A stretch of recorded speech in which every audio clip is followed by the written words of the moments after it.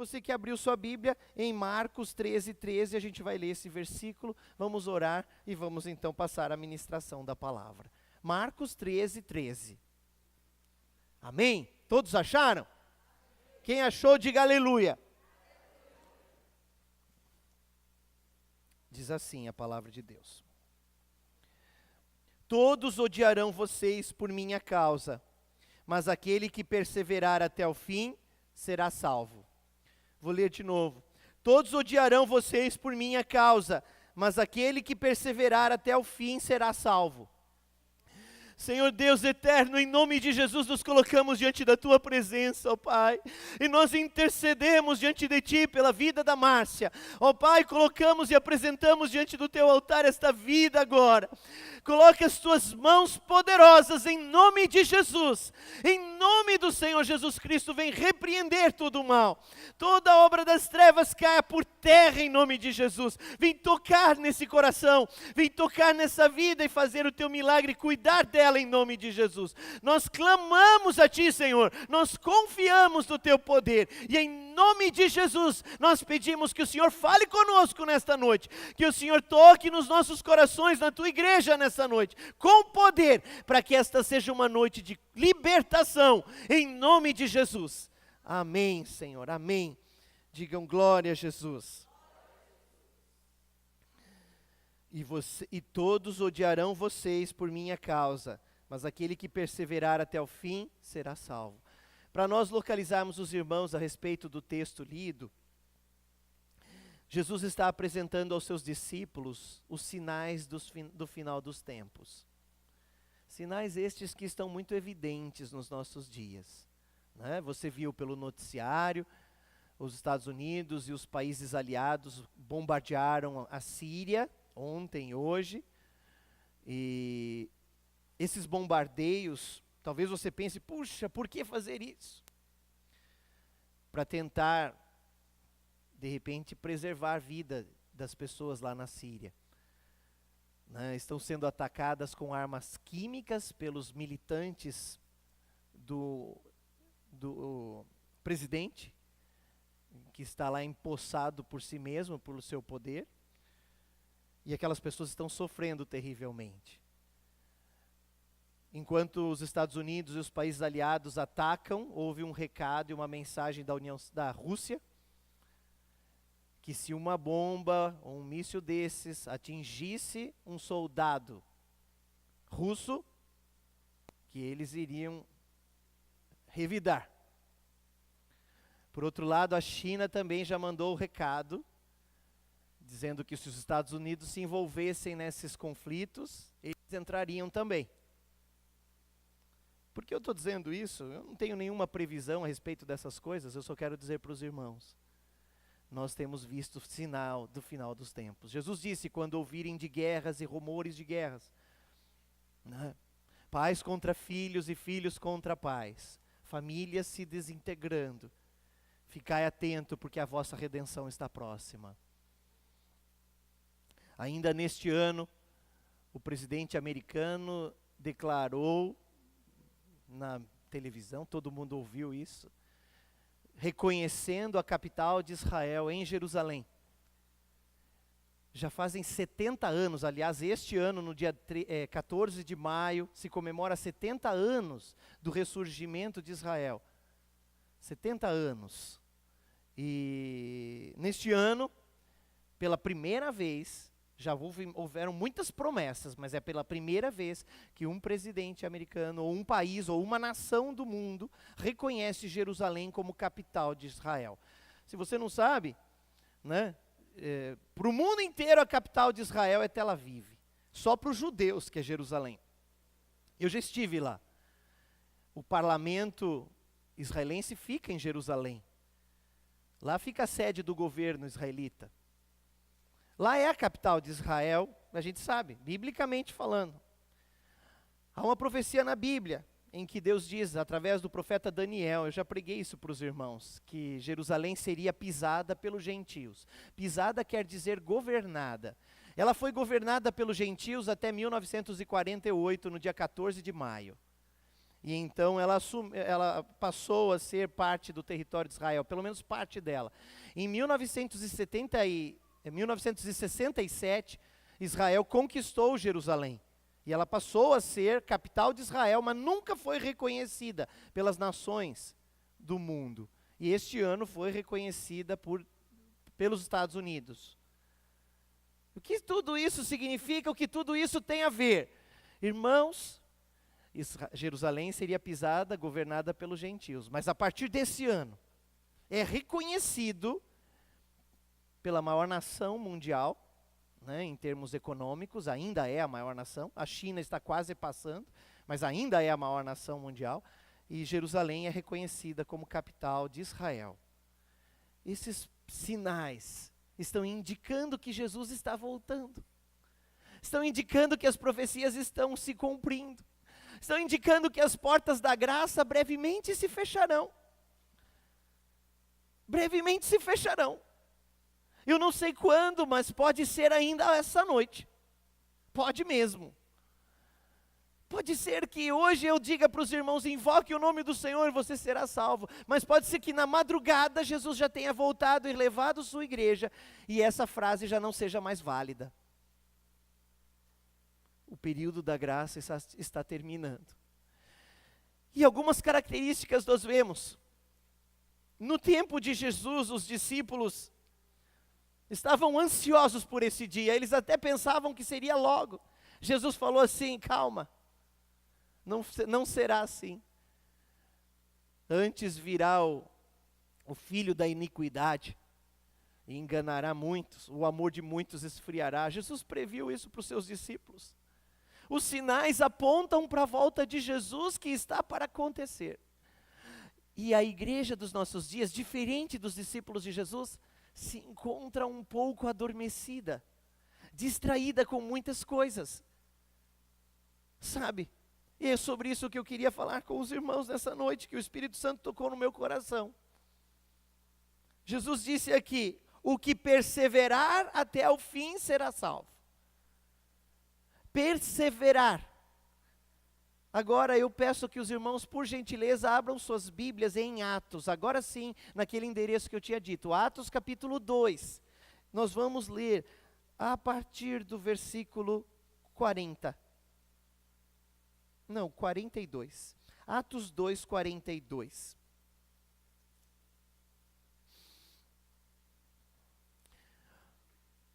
O que perseverar até o fim será salvo.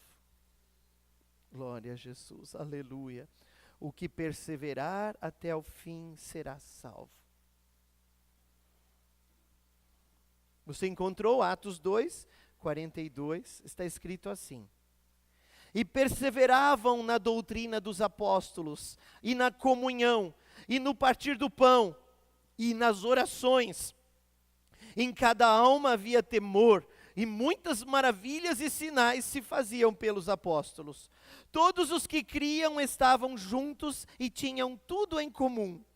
Vendiam suas propriedades e fazendas e repartiam com todos, segundo cada um tinha necessidade. E perseverando unânimes todos os dias no templo, e partindo o pão em casa, comiam juntos com alegria e singeleza de coração, louvando a Deus e caindo na graça de todo o povo. E todos os dias acrescentava o Senhor à igreja aqueles que se haviam de se salvar. Glória a Deus. Diga glória a Jesus. O que perseverar até o fim será salvo. Foi isso que Jesus disse. Em Marcos 13, 13. O que perseverar até o fim. Jesus disse, os odiarão por minha causa. Os perseguirão, os matarão.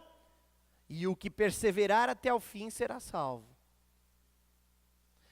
Os discípulos e a igreja nos primórdios se encontrava em perseverança. E a perseverança dela se resumia em 4 áreas. Eles perseveravam no ensinamento da palavra, como está escrito aqui na doutrina dos apóstolos. Eles perseveravam na comunhão, o que diz respeito à unidade do corpo. Somos irmãos verdadeiramente. E eles perseveravam nisso, independentemente de diferenças que certamente haviam, como existem hoje, independentemente de características físicas ou psicológicas, existem hoje, mas eles perseveravam na comunhão, eles perseveravam no partir do pão, o que fala de realmente nós irmos além e atendermos e cuidarmos das necessidades dos nossos irmãos, já que são nossos irmãos. E finalmente, perseveravam na oração. Perseveravam na oração. Eles tinham comunhão com Deus, eles se mantinham em oração constante. Não é? Nós vemos no capítulo 3, no capítulo seguinte do que lemos, que os apóstolos, e junto com a igreja, estavam indo para o templo, para a hora da oração, era a hora nona, 3 horas da tarde, como de costume. A cada 3 horas eles se reuniam para orar, eles oravam às 6 da manhã, eles oravam às 9 da manhã, eles oravam ao meio-dia, eles oravam às 3 da tarde, eles oravam às 6 da noite. E depois nas vigílias da noite. Perseveravam na oração. O apóstolo Pedro fora preso, estava acorrentado no cárcere, e nas vigílias da noite a igreja estava em oração. A gente vasculha a Bíblia, a gente vê a igreja perseverando na oração. Nós precisamos orar, irmãos, mais do que nunca. A igreja perdeu o conhecimento do Deus verdadeiro que serve. E nós precisamos recuperar isso urgentemente através da nossa oração.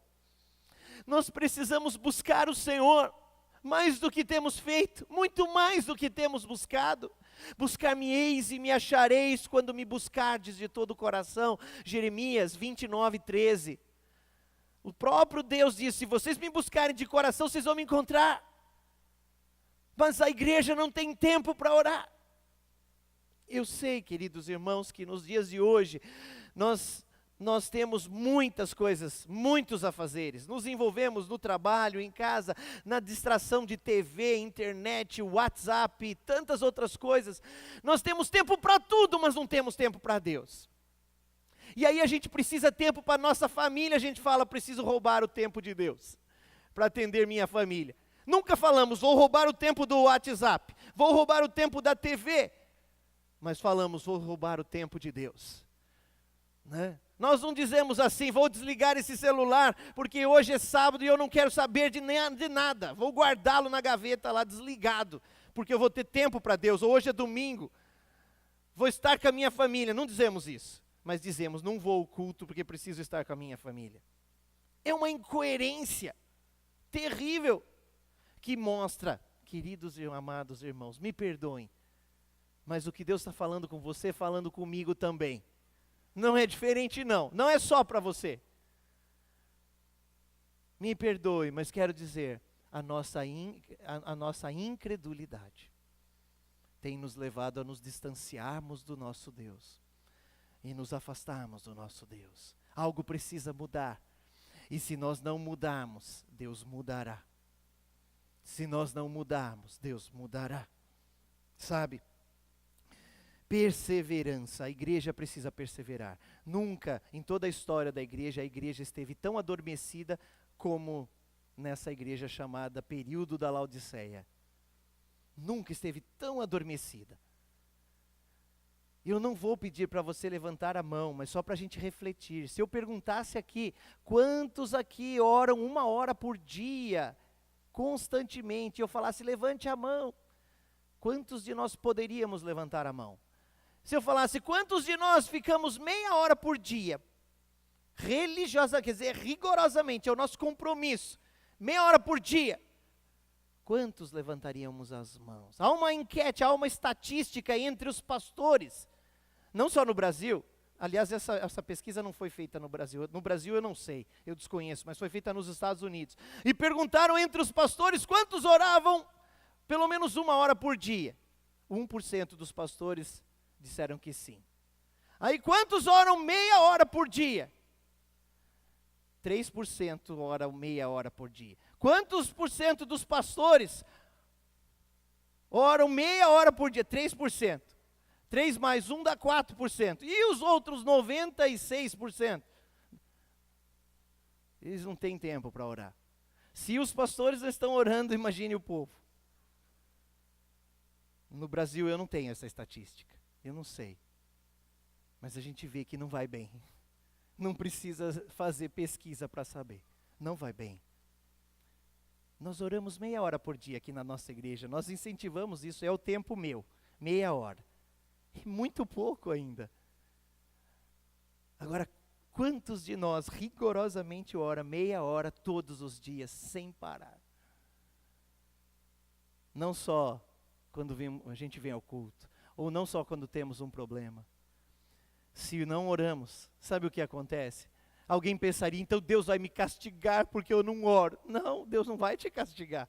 Deus ama você. Não é pecado não orar. Não é pecado. Pecado é nós rejeitarmos o amor de Deus. Quando não oramos, deixamos de conhecer Deus. E estamos vulneráveis a nos envolvermos com este mundo que gastamos 24 horas com ele. Nós não gastamos meia com Deus, mas gastamos 23,5 com o mundo. É comum a gente ver a pessoa falar, não vou orar porque estou muito cansado. Mas essa mesma pessoa que não vai orar porque está muito cansado, fica até meia-noite assistindo um filme. Pega aqueles filmes que vêm em capítulos, né? Como chama esses capítulos? Em série, né? Eu tenho que assistir a minha série, eu não posso perder a minha série. Meia-noite, 1h, 2h da manhã, está lá, bem acordado assistindo o filme. Mas se pegar a Bíblia para ler, começa a dar sono. Veja que a igreja, quando Jesus disse, os que perseverarem até o fim serão salvos. A igreja estava perseverando, mas Jesus falou, vai demorar ainda.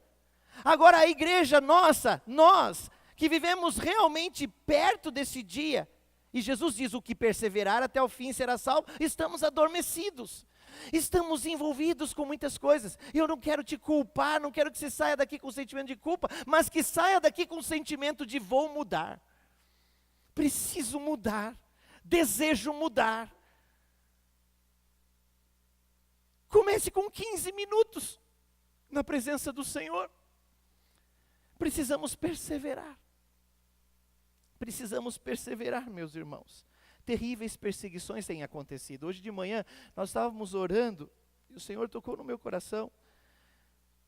Pela internet, pelo WhatsApp, circularam algumas imagens de crianças lá na Síria, que foram atingidas pelas armas químicas. Armas químicas são produtos químicos que nos atingem. Esses produtos, eles têm sérias consequências. Sérias consequências. Uma pessoa tem o contato, as pessoas estavam lavando rapidamente os olhos, as mãozinhas daqueles pequeninos. Muitos já tinham morrido. Porque dependendo da dose, né, a diferença entre o remédio e o veneno é a dose. Então, dependendo da quantidade de produto que elas foram expostas, elas já morreram imediatamente. Aquelas que sobreviveram, muitas vão sofrer por muitos anos, até morrerem. Há consequências, há sequelas gravíssimas. E o que a igreja está fazendo, irmãos? Nós fazemos campanha para comprarmos um carro novo, nós fazemos campanha para ter mais dinheiro, ou fazemos campanha para abrir uma porta de emprego, mas que tem de importância um emprego, enquanto tem gente morrendo? Façamos uma reflexão nessa noite, creio que Deus está nos chamando a isso. Talvez você pense, mas pastor, o que eu tenho a ver com os sírios? O que eu tenho a ver com os africanos? O que eu tenho a ver com os indianos? Só que você e eu somos irmãos deles. Só isso. São irmãos nossos. Sabe, queridos irmãos? Pessoas que estão sofrendo, e enquanto a igreja faz campanha para construir prédio, algo está errado nas nossas prioridades. Elas não estão batendo com a prioridade do Senhor da igreja. O Senhor da igreja não tem essas prioridades. O Senhor da igreja, a prioridade dele é a salvação da humanidade. Quando ofereceram comida para Jesus, os discípulos disseram, mestre, lá em João capítulo 4, mestre, o Senhor precisa comer. Jesus disse, a minha comida e a minha bebida é fazer a vontade do Pai que me enviou. Em outra passagem, Jesus diz assim para os discípulos, vocês dizem que os campos, vocês dizem que ainda falta muito para a colheita. Eu, porém, vos digo, olhem para os campos, já estão brancos para a colheita. Jesus está dizendo, é urgente o trabalho, é urgente. Mas para fazer o trabalho, nós precisamos conhecer Deus, porque nós precisamos do poder de Deus. Muitas vezes nós criamos uma série de estratégias para a igreja, e elas não estão erradas, só que sem oração elas não servem para nada. Nós precisamos orar. Quanto tempo passamos na presença de Deus? Será que passamos o bastante para adquirir o seu perfume? Para adquirir o seu jeito? O seu falar? A sua aparência? Ou ficamos tão pouco tempo com o Senhor e mais tempo com a televisão? Mais tempo com a televisão.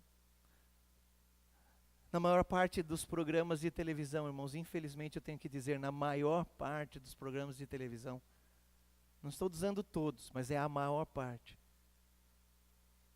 é inútil para a gente. Fora o que é mal, né?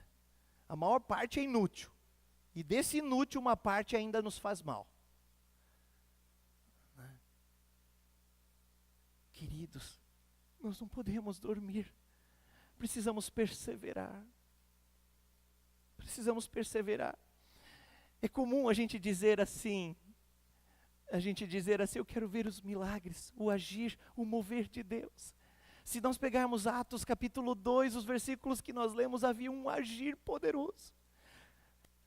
Atos no capítulo 2, o apóstolo Pedro, revestido de poder, tinha acabado de ser revestido do Espírito Santo, junto com os demais discípulos, os demais apóstolos, e o apóstolo Pedro se levantara lá, onde eles estavam na casa, e havia uma multidão na cidade que se reuniu, por ocasião das festas, e eles estavam perplexos, porque ouviam os discípulos, os apóstolos, que eram homens simples, falando em outras línguas, e eles falavam em grego, falavam em latim, falavam em outras línguas, e as pessoas, os estrangeiros que estavam em Jerusalém sempre foi uma cidade de importância internacional, sempre foi.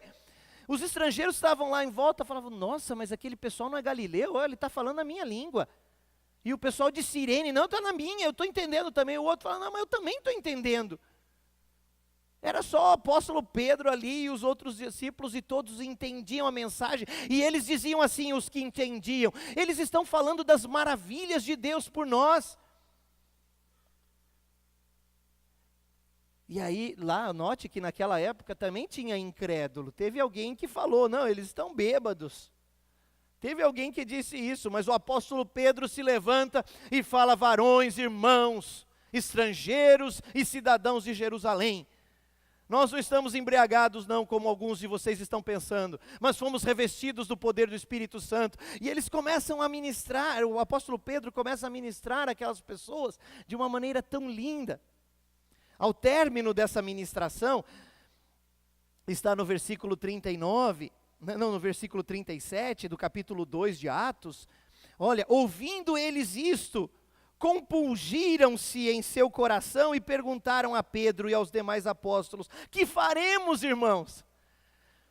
A mensagem entrou no coração daquelas pessoas, e aquelas pessoas se quebrantaram, e eles falaram assim, que faremos? O que nós devemos fazer? Nós queremos nos consertar, nós queremos nos entregar a Cristo, mas como fazer isso? Que faremos? E aí o apóstolo Pedro dá orientação, e disse-lhes Pedro, arrependei-vos, e cada um de vós seja batizado em nome de Jesus Cristo, para perdão dos pecados, e recebereis o dom do Espírito Santo. Foi a orientação de Pedro. Em seguida, no versículo 39, Pedro continua explicando, porque a promessa vos diz respeito, a vós e a vossos filhos. A promessa dizia respeito a eles lá, e diz respeito a você, meu irmão, minha irmã. Diz respeito a nós. A promessa de Deus diz respeito a nós. Diz respeito a você. Sabe?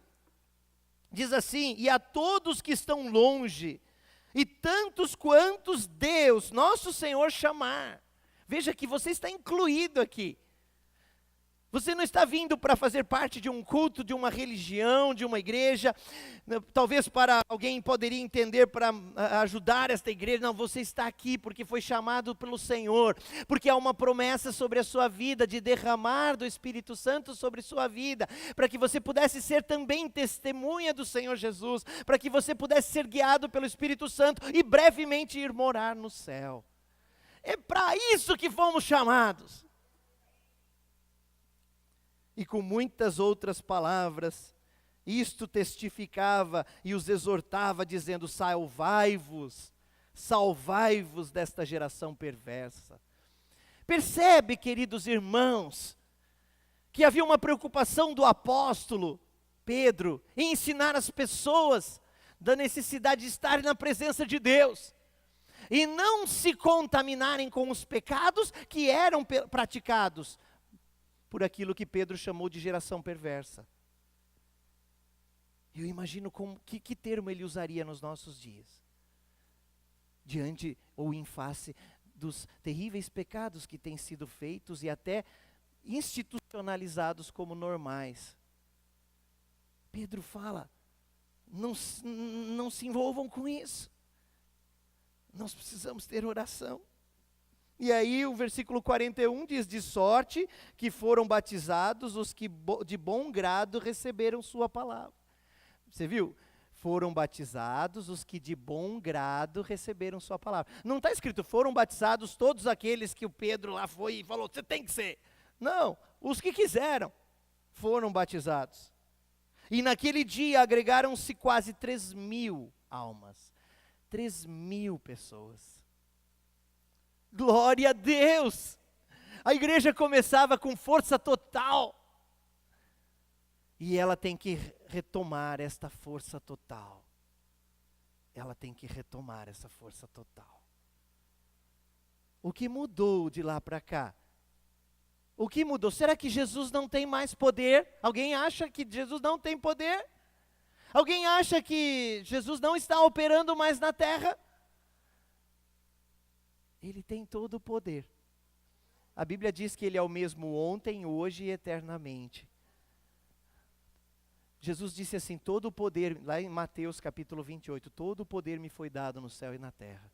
E aí Ele dá uma ordem: portanto vão e preguem o meu evangelho, façam discípulos de todas as nações. Né? Mateus capítulo 28, versículos 18, 19 e 20. Todo o poder me foi dado no céu e na terra. Foi dado a quem? A mim? Não. Foi dado a Jesus Cristo, com quem nós precisamos ter relacionamento íntimo. O quanto você passa na presença de Jesus Cristo. Sabe, irmãos, muitas vezes nós crentes confundimos uma coisa. Verdade que Deus está em todos os lugares. Está mesmo, Ele é onipresente. Esse termo oni, que é com O, onipresente quer dizer que está presente em todos os lugares. E porque Jesus é Deus, Ele também está em todos os lugares. Jesus é capaz de estar aqui agora e estar com a Márcia lá no hospital. Ao mesmo tempo, Ele está lá, nós oramos, e está aqui. Nós estamos aqui reunidos no nome dele. Mas ele também está reunido em outras igrejas, com outros pastores que estão ministrando a palavra de Deus em toda parte dessa cidade e do mundo. Né? Ao mesmo tempo, ele é onipresente, ele tem todo o poder. Quando você clama ao Senhor Jesus, ele está ali ao seu lado, te ouvindo. O que ele mais quer é ouvir seu filho falar, seus filhos falarem com ele. Nós precisamos orar, perseverar na oração. Naquele tempo a igreja se movia no poder. Nós precisamos restaurar isso. Restaurar este poder. Restaurar esta comunhão. Restaurar essa intimidade com Deus. Mas não para a nossa própria honra.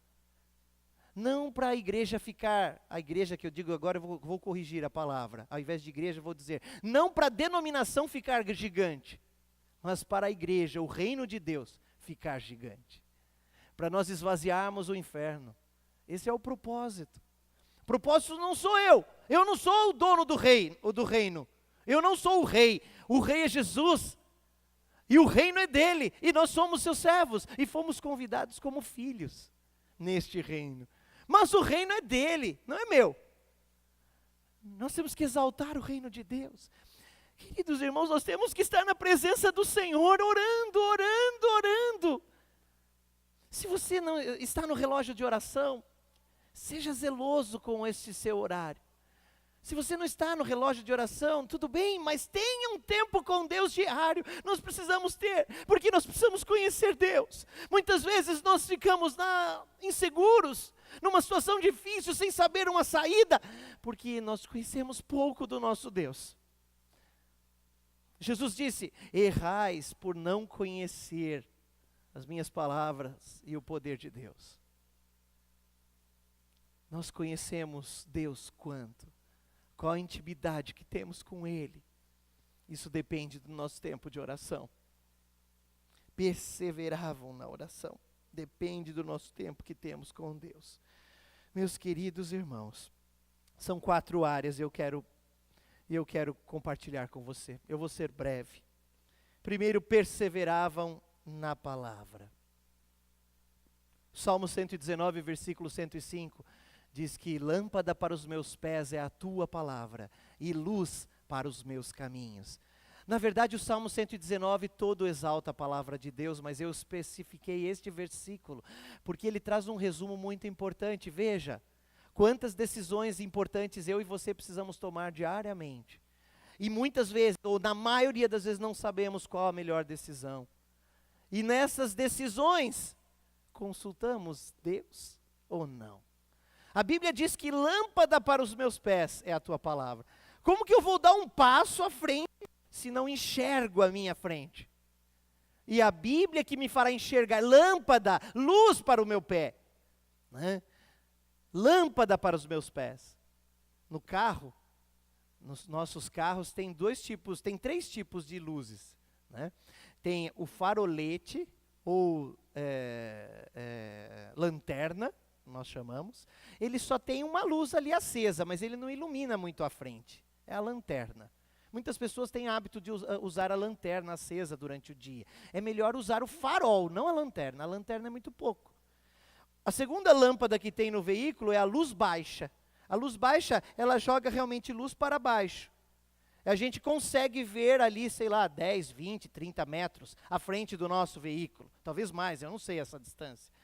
Mas a gente consegue ver uma distância curta. É a luz baixa. Essa luz que, por lei, somos obrigados a mantê-las acesas quando trafegamos por rodovias. Somos obrigados, por lei, a mantê-las acesas. Depois tem a luz alta, né? O farol alto, né?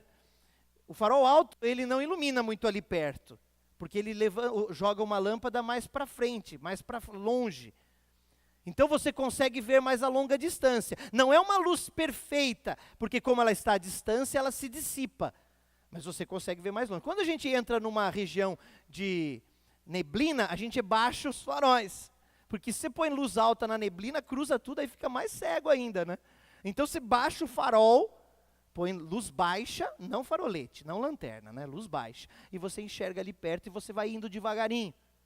Pois essas 2 lâmpadas ilustram muito bem o que Deus está falando através da Bíblia, aqui no Salmo 119, versículo 105. Que lâmpada para os meus pés é a luz baixa do veículo. Eu consigo enxergar ali no dia a dia o que eu preciso fazer. E a luz para o meu caminho, eu consigo enxergar para onde estou indo. A palavra de Deus tanto me ajuda nas decisões cotidianas e diárias, como também me mostra a minha esperança de vida eterna, me mostra para onde eu vou, me mostra que o meu propósito, o propósito que Deus estabeleceu para mim é para morar no céu, para você também. Ao mesmo tempo que a Bíblia me ajuda a tomar decisões sobre negócios, sobre trabalho, sobre relacionamento familiar, sobre educação de filhos, sobre trabalho, um monte de coisa, essa é a luz baixa, a Bíblia também me ajuda a olhar lá na frente e falar, olha, mas a minha prioridade é Jesus, a minha prioridade é a vida eterna, e o que eu preciso fazer é ajudar os meus irmãos a enxergarem a vida eterna também, a se prepararem para a vida eterna, a confessarem seus pecados, estarem preparados. Então a Bíblia nos traz a luz, o entendimento. A luz fala de entendimento, a luz fala de compreensão, nos ajuda a trazer compreensão de como viver a vontade de Deus. Lâmpada para... Então você precisa amar a Bíblia. Você precisa amar a Bíblia. Não dá para nós usarmos a Bíblia como suporte de vaso. Eu estava dando aula de batismo para os nossos candidatos, e eu não tinha reparado, mas num dos desenhinhos, o cristão lá coloca a Bíblia e coloca um vaso em cima da Bíblia, e daí um dos alunos falou, ó pastor, ali o crente está usando a Bíblia como suporte de vaso, né? Para ficar no armarinho o vaso mais alto. Se fica embaixo do vaso, quantas vezes será que a gente pega essa Bíblia para ler? Ela está fazendo suporte para vaso, tem que tirar o vaso para tirar a Bíblia. Queridos irmãos, a Bíblia não é suporte para prender papel para não voar. A Bíblia não é enfeite de prateleira. A Bíblia é lâmpada para os meus pés e luz para o meu caminho. É a direção para a minha vida. Então preciso amá-la. Note que os primeiros cristãos perseveravam no ensino dos apóstolos. Ora, o que era o ensino dos apóstolos senão a palavra? Eles não tinham um livro que podiam levar para casa para ler. Não tinham. A Bíblia estava escrita ainda, não estava organizada num único livro, mas separada em livros, em rolos. E esses rolos, quem detinha, na verdade, era o templo, eram os judeus, alguns deles, os sacerdotes. E eles tinham acesso, os escribas que transcreviam, que faziam as cópias, só eles tinham autorização para isso. Então as pessoas normais não tinham como levar para casa e ler a Bíblia. Aí elas vinham e os apóstolos ministravam e ensinavam, como nós estamos fazendo aqui hoje, e elas iam para casa e refletiam naquilo. Não é? E refletiam, era o alimento espiritual que estavam recebendo. Nós estamos aqui hoje recebendo esse alimento, nós temos que perseverar nisso, é uma prioridade das nossas vidas, aprender a palavra. Nós não temos uma escola de 5 dias da semana para estudar a Bíblia, mas deveríamos. Então nós estudamos aos domingos. Aos domingos nos reunimos aqui pela manhã, das 9h30 às 10h30, estudamos a palavra. E estudamos a palavra aplicada ao nosso cotidiano. Verificamos à luz da palavra as decisões que precisamos tomar. Cada dia fazemos isso, cada dia não, cada domingo fazemos isso. Né? Esta manhã estudamos sobre a importância da oração, sobre a necessidade da oração, sobre como fazer. Nós precisamos ter esse tempo, meus irmãos. Nós temos que remir o tempo. Jesus está voltando, o mundo está mal. Não tem esperança, vai melhorar. Vai vir um novo presidente aí no Brasil e as coisas vão melhorar. Olha, eu não coloco minha esperança nessas coisas. Minha esperança eu coloco em Deus. Eu digo assim, um dia Jesus Cristo voltará e esse dia está chegando. Então o que eu preciso fazer é preparar pessoas para esse dia. Se vai melhorar o presidente ou não, eu estou orando para que melhore, é claro. Mas não coloco minha esperança nem minha confiança nisso. Não coloco minha confiança em homens, coloco em Deus. Porque Ele é que me salvou. Se colocamos a esperança em Deus e não oramos, olha que incoerência. Talvez você diga, pastor, eu também, mas não tem tempo para a Bíblia. Não tem tempo para a palavra de Deus. Não tem tempo para aprender mais, estudar e se aprimorar. Como que podemos fazer a vontade de Deus se não a conhecemos? E nós precisamos de ajuda para conhecer. Nós precisamos estudar juntos, estar em comunhão. Então os primeiros cristãos perseveravam no ensino dos apóstolos. E nós? Temos perseverado? Fica para você refletir. A segunda perseverança, eles perseveravam na comunhão. Puxa vida, se tem uma área gravemente afetada pelo maligno, nos nossos dias é a comunhão. Qualquer coisa é motivo de separação entre os irmãos. Qualquer coisa é motivo de divisão entre as igrejas. Nós nos encontramos com um irmão e a primeira coisa que fazemos, eu não faço isso, graças a Deus. Muita coisa eu tenho que assumir meu erro, mas esse não. Mas muitas pessoas se reúnem entre irmãos e a primeira coisa que fazem é perguntar sobre dogmas, para verificar as diferenças. E daí tirar a conclusão, essa igreja eu acredito, essa não. Essa faz parte, essa não. Nós não podemos fazer isso. Não é nosso papel. Esse é o papel do justo juiz de toda a terra, que é Jesus Cristo. E ele vai julgar. Quem estiver fora, irmão, vai ser julgado. Nosso papel verdadeiramente é estar em unidade. Às vezes dentro da própria igreja, aquele irmão lá, ele ora mais baixinho, então acho que ele não tem fervor. O outro fala que ele ora muito alto, acho que ele vive na carne. Está errado, nós vamos romper com isso. Nem o alto, nem o baixo, importa. Quanto tempo você ora? Quantas almas você ganha para Jesus? A referência é essa, sabia? Quando a gente quiser avaliar, não os outros, mas nos avaliarmos, deixa eu fazer assim, um parênteses na mensagem, às vezes a gente precisa fazer uma autoavaliação. Como está a minha vida com Deus? Vou te dar uma dica. Jesus disse assim: os frutos se reconhece a árvore. Então, quando você quiser fazer uma autoavaliação, como está a sua vida com Deus, avalie como estão seus frutos. Primeiro, o fruto do Espírito Santo na sua vida: amor, paz, paciência, fé, longanimidade, bondade, fidelidade, domínio próprio.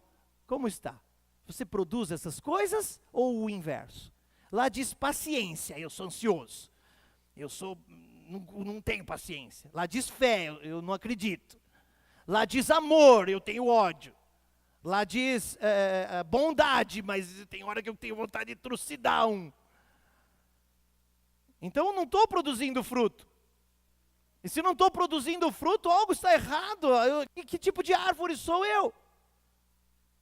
Não é? Então deixa eu correr na oração com Jesus, porque é na oração que eu vou pedir perdão, que eu vou pedir conserto, e que tudo começa, e que tudo continua. É oração. Pastor José Rodrigues fala hora após hora. Né? Dá até uma mistura de sons. Orar, hora após hora. Né? Sem cessar. Na oração que agora a gente faz autoanálise, os frutos estão faltando. Aí logo você vê o outro fruto que está descrito no São João capítulo 15. Jesus falou assim, que se nós permanecermos nele, versículo 5. Se vocês permanecerem em mim e as minhas palavras permanecerem em vós, então vocês produzirão muito fruto.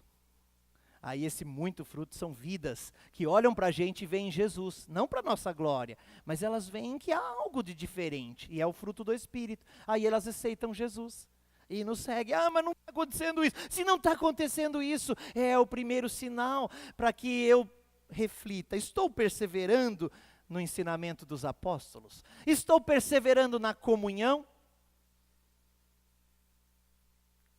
Dá uma olhadinha à sua volta, olha para frente, olha para trás. Tem pessoas lindas, mas diferentes. Olha bem, olhe bem. Você conhece o nome de todas essas pessoas? Você tem uma listinha para orar por estas pessoas? Cada uma dessas pessoas, assim como eu, né? Cada um de nós temos necessidades diferentes, lutas diferentes. Nós vimos a nossa irmã Márcia, ela é parte do corpo. Ela saiu daqui hospitalizada, né? É uma irmã nossa, é parte do corpo. Está doendo em você? Eu sei que o Senhor está cuidando e nós temos que ter fé, mas tem que doer em nós, porque é parte da gente, né? Veja a unha. Para que serve a unha, né? Alguém está disposto a arrancar a unha aí? Então, se é mesmo uma unha. Agora imagine um irmão amado, uma irmã. Tem que doer em nós. É a unidade, sabe?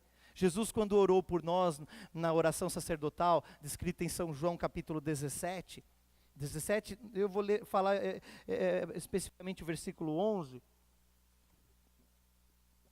Jesus diz assim, quando ele ora ao Pai, ora a Deus, né? E olha o que ele pede.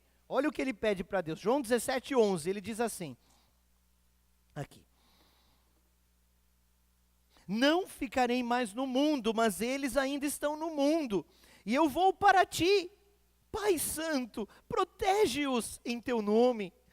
O nome que me deste, para que sejam um, assim como somos um. Deus, o desejo de Jesus é que eu e você sejamos um com Ele, assim como Ele é um com o Pai. Um dos mistérios, um dos grandes mistérios da palavra de Deus é o que nós chamamos de doutrina da triunidade, né? Ou trindade. Deus Pai, Deus Filho e Deus Espírito Santo. Alguém diria, então nós temos 3 deuses? Não, nós só temos um Deus. Mas Deus Pai, Deus Filho e Deus Espírito Santo. Alguém diria, então são 3 pessoas, separadas, distintas. Está errando. E se disserem, não, é uma pessoa só com 3 papéis diferentes. Um criou, o outro veio e salvou, e agora o terceiro está santificando. Mas não dá para juntar tudo não são 3 papéis. São 3 pessoas. É um mistério, eu não sei explicar. Mas nós servimos a um Deus triuno. Deus Pai, Filho e Espírito Santo. O Pai criou, o Filho salvou, dando a vida por nós, e o Espírito Santo santifica. A igreja está santificando e preparando a noiva para morar com Cristo. Eles são um só, e são 3. Há uma concordância perfeita, uma harmonia perfeita entre os 3 que fazem deles um. E Jesus, quando orou, usou esta referência para dizer da nossa unidade que deveria haver. Ele disse, Pai, que eles sejam um, como nós, eu contigo sou um. Jesus disse isso. Quer dizer, essa unidade perfeita entre Jesus, o Espírito Santo e o Pai, essa unidade perfeita, Ele deseja para nós, junto com Ele. É isso que se chama igreja, ou que se chama corpo, o corpo de Cristo. A igreja é o corpo de Cristo. Se cortarmos uma pessoa, não serão 2 pessoas. Aliás, não será mais nenhuma, não é verdade? Se me cortar no meio, não serão 2 pessoas, também não será uma pessoa, será nenhuma. Nós somos indivisíveis. Não dá para nos separar. Somos um. Ou somos um ou não somos nada. E Deus falou que esse corpo, que é a igreja, deveria ser um. E deveria ser indivisível também.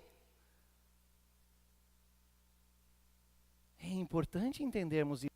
Perseveravam na comunhão. Nós temos perseverado na comunhão uns pelos outros.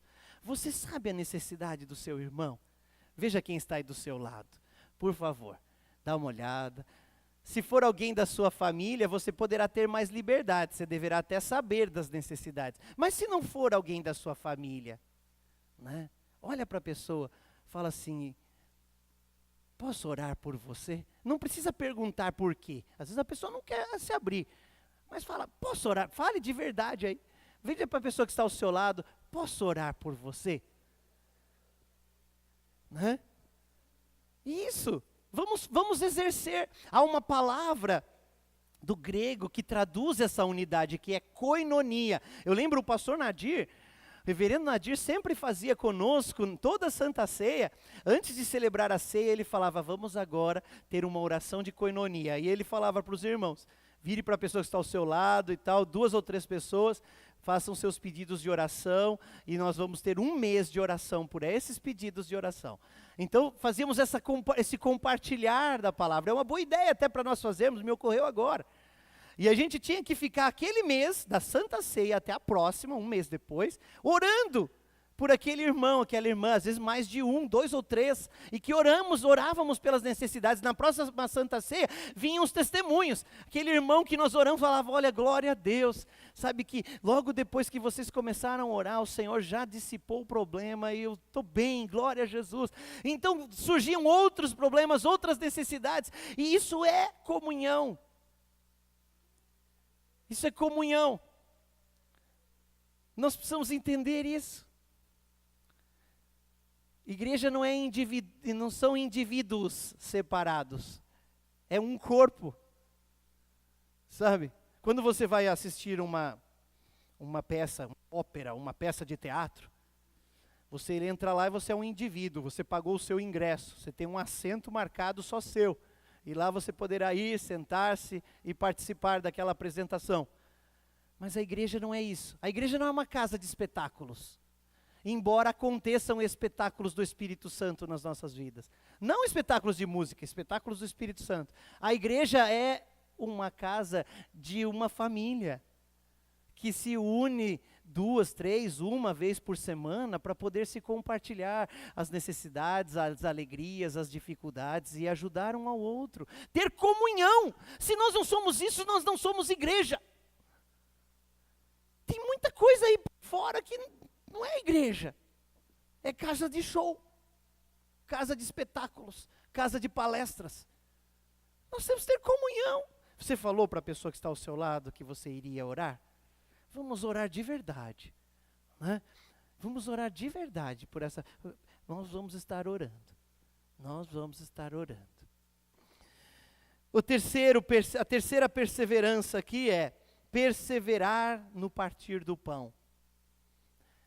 A nossa comunhão precisa ir além dos momentos na igreja. Nós precisamos começar a desenvolver mais isso. Ir além, sabe? Nós devemos compartilhar o que temos uns com os outros.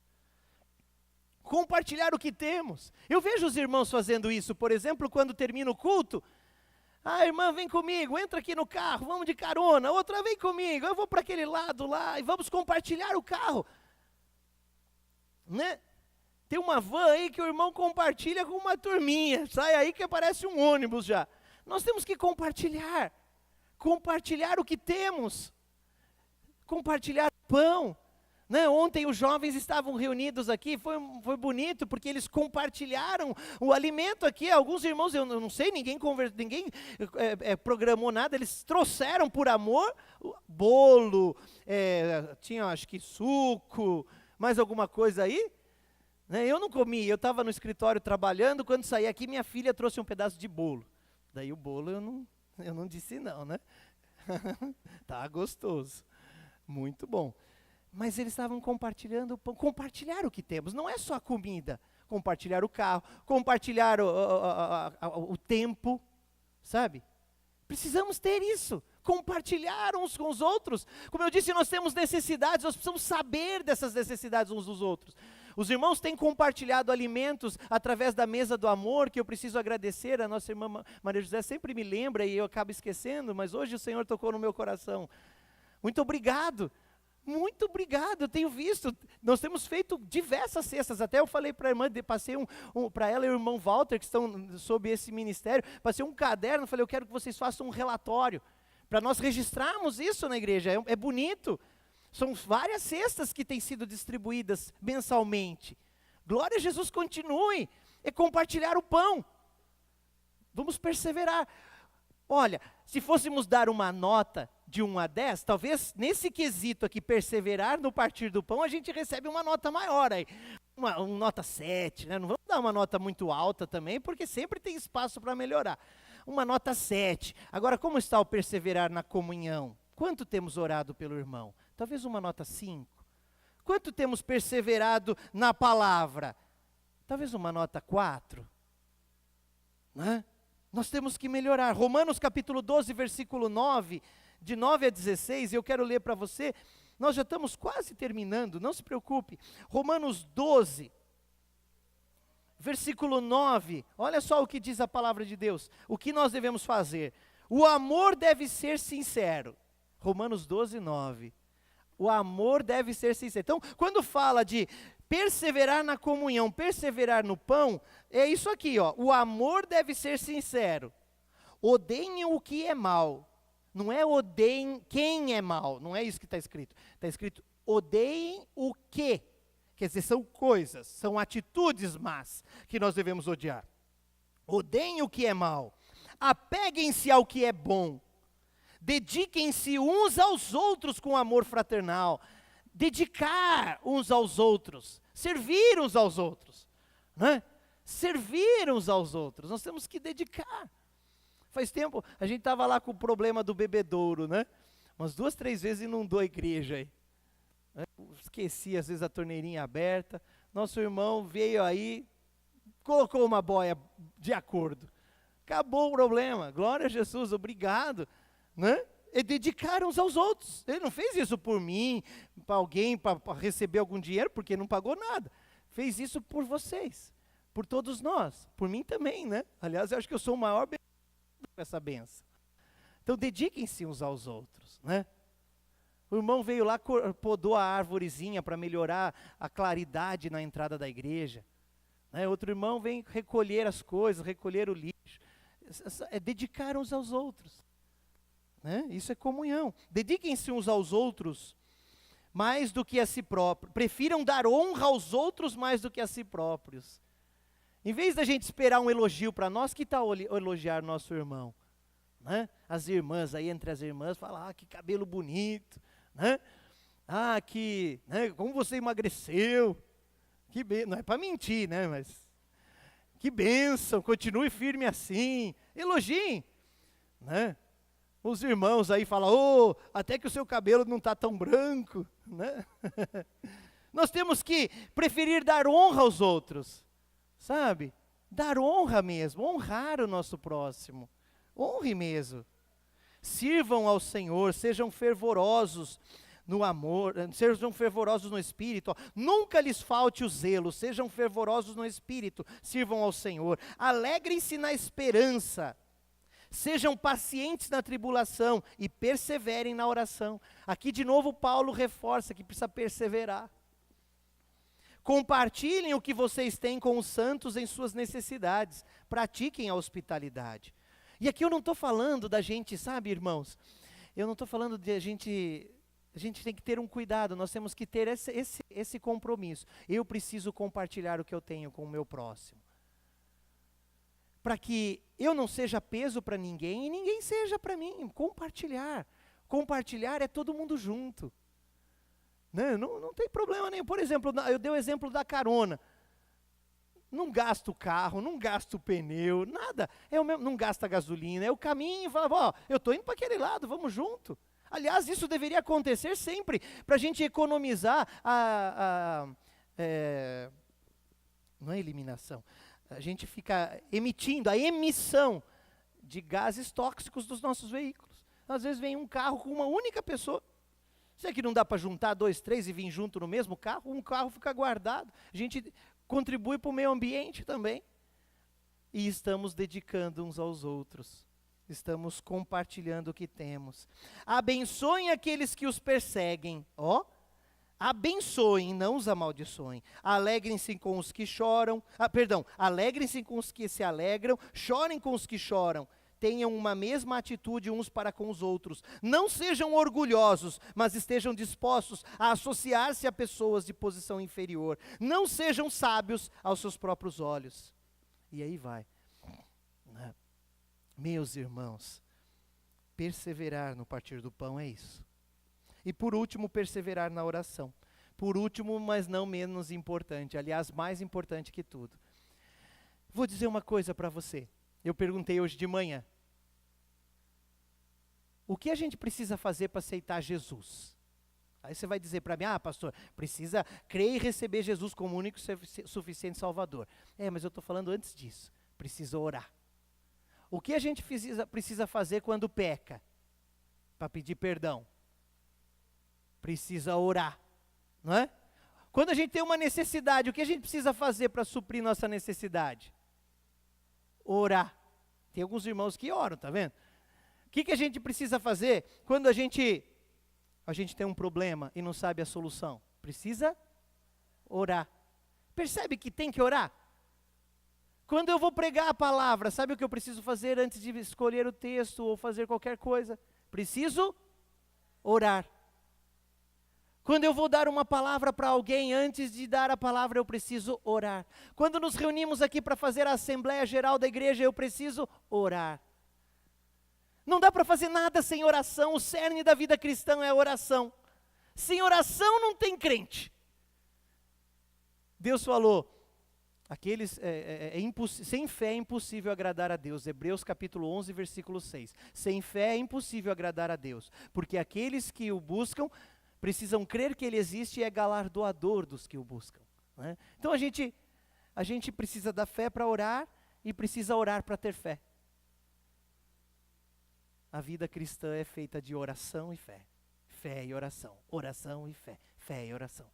O pastor na nossa igreja só fala de oração. Talvez vocês comentem com os colegas de trabalho. Você precisa ver, o pastor na nossa igreja só fala de oração. Parece que ele só sabe isso.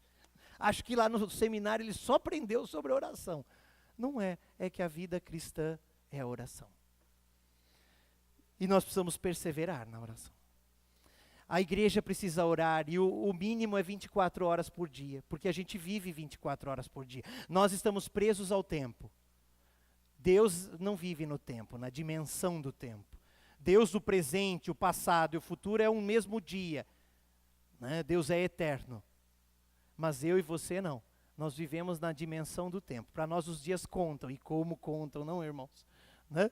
O tempo passa, a gente olha umas fotos de 2, 3 anos atrás e fala, nossa, hein? Como mudou. Os cabelos caíram, os cabelos branquearam.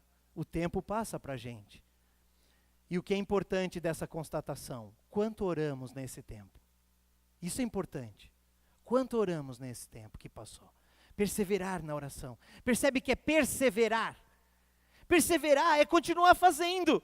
Mas eu estou orando, pastor, mas ainda não aconteceu nada, mas eu continuo orando. Até quando, pastor? Até Jesus voltar. Eu vou orar, e orar, e orar, e continuarei orando, e orando, e orando, e vamos orar, e de oração em oração, e de oração em oração, até um dia, muito breve, nós nos encontraremos com o nosso Senhor nas nuvens, e aí não vai precisar mais orar.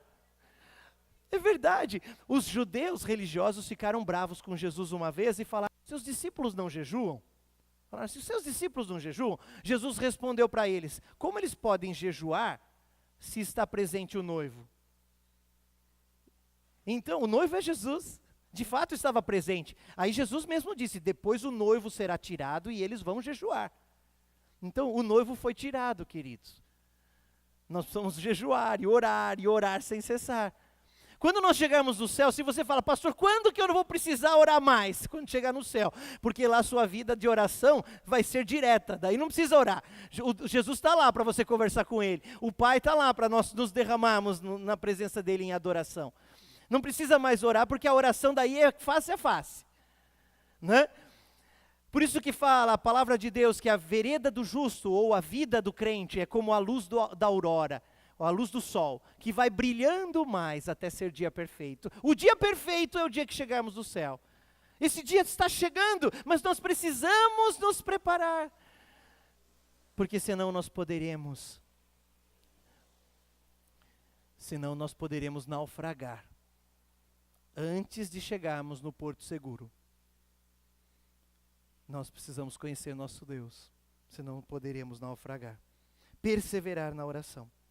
Né? Oração, súplica e ação de graças. Para concluir, abra sua Bíblia em Atos capítulo 3 agora, e aí nós vamos concluir com esse testemunho maravilhoso do apóstolo Pedro. Atos 3, eu vou ler do versículo 1 ao 10 e vou encerrar. Vou fazer um breve comentário. Glória a Jesus, aleluia. Pedro e João, deixa você encontrar, né? Atos capítulo 3, versículo 1. Mais 10 minutos nós encerramos, irmãos. Glória a Jesus. Atos 3, versículo 1. Pedro e João subiam juntos ao templo à hora da oração, a nona. Nona aí está escrito porque os judeus contam as horas do dia e as horas da noite separado. O dia começa às 6 da manhã. Então se você fizer 6, 7, 8, 9, 10, 11, 12, 13, 14, né? O que eu contei errado? 6, 7, 8, 9, 10, 11, 12, 13, 14 e 15. Tá vendo? Às 15 horas é a hora nona. Tá? Por isso que é a hora nona. Às vezes você vai ver a hora sétima. É 1h da tarde. Tá? Então vamos continuar. Pedro e João subiam juntos ao templo à hora da oração, a nona. E era trazido um varão que desde o ventre de sua mãe era coxo. Coxo quer dizer paralítico, não podia andar. O qual todos os dias punham à porta do templo, chamada Formosa, para pedir esmola aos que entravam. Ele, vendo a Pedro e a João, que iam entrando no templo, pediu que lhe dessem uma esmola. Vamos parar aí um pouquinho, fazer um breve comentário. Veja só, o templo ali representa a religião judaica, não a igreja de Jesus. A religião judaica é assim, já fazia anos que passavam no pé desse homem. O homem era colocado todos os dias por alguns parentes, sei lá, amigos, naquele lugar para pedir esmolas. E as pessoas passavam ali todos os dias, davam esmolas, alguns, outros não, independente. Mas ninguém nunca fez nada por ele, diferente. Ninguém nunca pensou, vem aqui no meu colo, eu vou te levar lá para dentro para você orar junto com a gente. Ninguém fez isso. Já fazia anos que ele passava assim. Percebe o que é a religião? Religião é isso. A gente passa e fala, não é problema meu. Sabe? Tem comunhão isso? Não tem comunhão. A igreja não pode ser assim. Sabe? Eu não posso ficar indiferente diante de um problema que um irmão meu enfrenta. Se ele enfrenta, o problema não é só dele. Eu preciso orar por ele, eu preciso ter comunhão com ele, eu preciso orientá-lo, se precisar até exortá-lo, mas eu preciso. Não é problema só dele. Ele é membro do corpo. É um irmão meu. Ele não pode ficar sentado à beira da porta, ainda que seja a porta formosa. Que importa se é formosa a porta? Ele estava do lado de fora. Como que deixavam ele do lado de fora? Não era culpa de Pedro e João, nem dos da igreja. Era culpa dos religiosos, dos judeus, que não faziam nada a respeito disso. Por isso que o Senhor Jesus, quando veio, falou, Deus falou, eu vou levantar um pastor para o meu rebanho, porque o meu rebanho está sem pastor. Estavam numa religião. Se nós formos uma religião, tudo bem, mas se nós queremos ser igreja do Senhor Jesus, então o problema do nosso próximo é nosso também. Olha a reação de Pedro. E Pedro com João, fitando os olhos neles, disse, olha para nós. Oh, irmãos, que coisa linda essa palavra. Pedro era um homem simples, ele não era psicólogo, ele não entendia de atendimento a pessoas, mas uma coisa ele entendia, do serviço que Jesus mandou ele fazer. Você viu, diz que ele fitou os olhos. Irmãos, quantas vezes a gente dá esmola para alguém sem nem olhar para essa pessoa, que é para ficar livre logo, para aliviar a nossa consciência. Mas Pedro não deu esmola. Pedro fitou os olhos nele, quer dizer, olhou assim. Pedro parou para olhar e falou, olha para nós. Percebe um relacionamento? Percebe uma comunhão? Era um homem que perseverava no ensinamento da palavra, era um homem que perseverava na comunhão, que perseverava no partir do pão e que perseverava na oração. Ele diz para aquele homem, olha para nós. Versículo 5, e olhou para eles esperando receber alguma coisa. Foi a reação natural do homem, é claro. E disse Pedro, não tenho prata nem ouro, mas o que tenho isso te dou. Em nome de Jesus Cristo, o Nazareno, levanta-te e anda. E qual foi a reação? E tomando-o pela mão direita, o levantou, e logo seus pés e tornozelos se firmaram. E saltando ele, pôs-se em pé, e andou. Entrou com eles no templo, e andando e saltando, louvando a Deus. E todo o povo viu andar e louvar a Deus. Às vezes a gente fala, e isso não é só você, eu também. Quantas vezes eu já fiz essa oração, dizendo, Senhor, eu quero viver essas coisas. Por que não vivemos? E a resposta está aqui, nesta palavra. Porque não temos perseverado no ensinamento da palavra. Não temos perseverado na comunhão. Não temos perseverado no partir do pão. E o pior, não temos perseverado na oração. É por isso que a igreja de hoje em dia não vive esses milagres. Porque não está perseverando. Está distante. Está perseverando no seu próprio egoísmo, perseverando na sua arrecadação, perseverando nas campanhas egoístas. Campanha para eu prosperar. Misericórdia! Vamos fazer campanha para o reino de Deus prosperar? Mas a gente faz campanha diante de Deus 7 semanas para eu prosperar.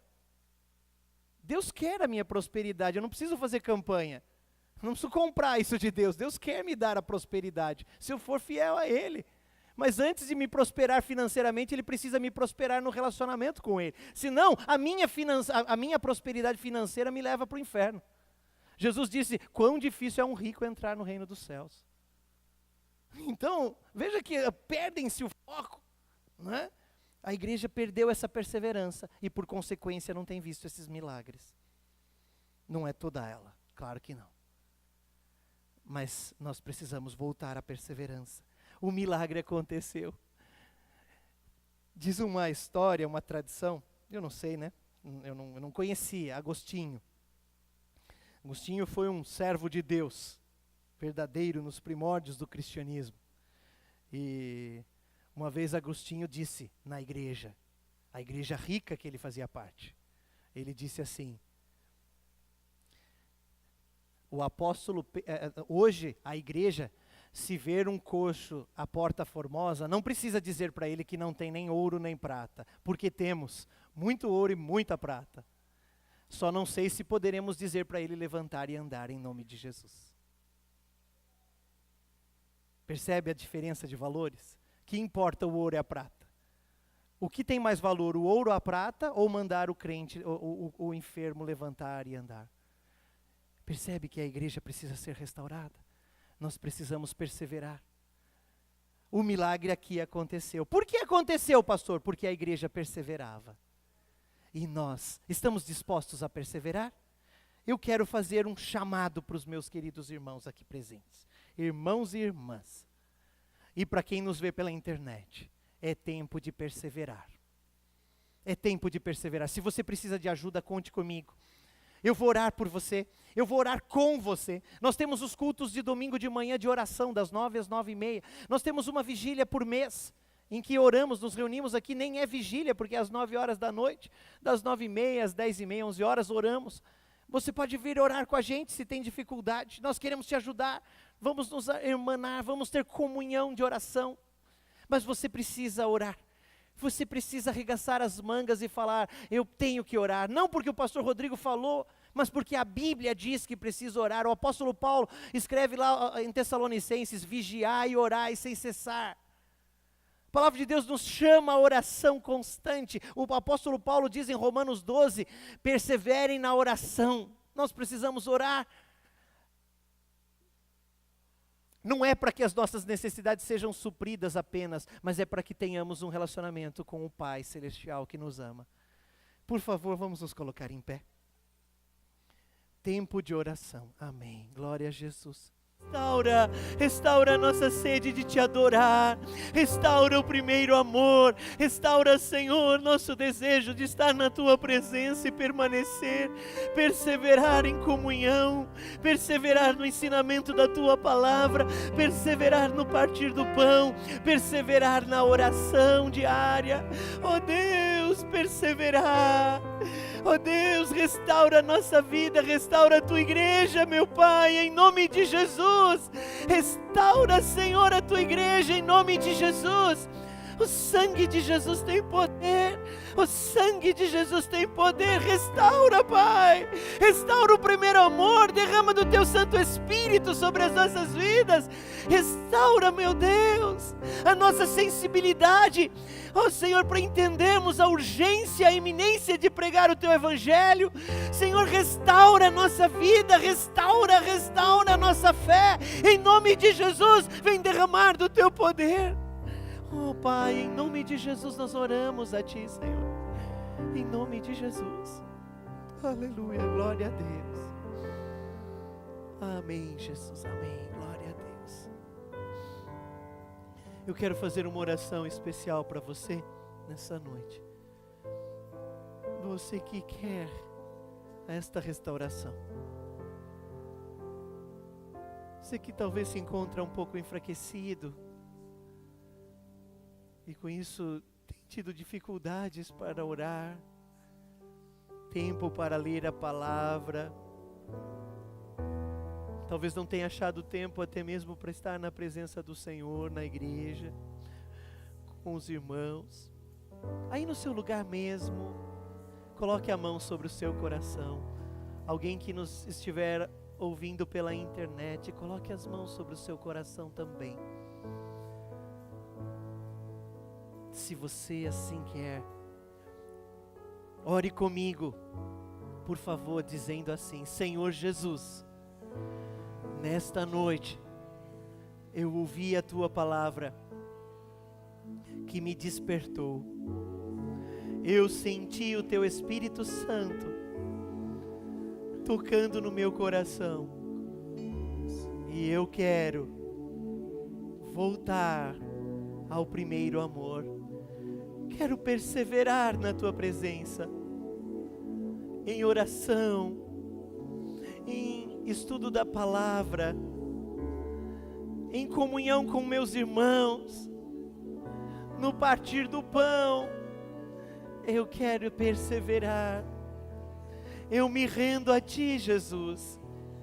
Estou enfraquecido. Me ajuda. Renova minha vida, as minhas forças, para que eu possa continuar te seguindo, em nome de Jesus. Em nome de Jesus, eu te peço, meu Deus, e eu confio em ti, consagrando a minha vida ao Senhor, em nome de Jesus. Amém. Amém. Continuemos orando. Senhor, nós oramos por todos os irmãos que aqui estão, aqueles que não puderam estar nesta noite. Pedimos que o Senhor fortaleça, guarda, abençoa. Aqueles que ouviram esta mensagem pela internet, que o Senhor os abençoe poderosamente, tocando em seus corações, para que possam se render a ti. Pai, nós oramos pela vida da nossa irmã Márcia, e nós pedimos a tua bênção. Nós cremos que o Senhor está cuidando da tua filha. Cura completamente, Pai, em nome de Jesus, e liberta, para que ela fique completamente liberta e abençoada, em nome de Jesus. Nós oramos, Senhor, pedindo que o Senhor nos conceda uma semana vitoriosa, uma semana abençoada na tua presença. Que o Senhor seja conosco, nos dê forças, e que o Senhor nos traga a oração. Que o Senhor nos incentive, que o Senhor nos chame, nos desperte para a oração, para o clamor, para sermos cheios com teu Espírito Santo, porque nós queremos viver uma vida poderosa de oração, em nome de Jesus. Assim nós oramos e te agradecemos para a tua honra e glória, meu Deus. Em nome de Jesus, nós cremos que recebemos a tua bênção. Amém.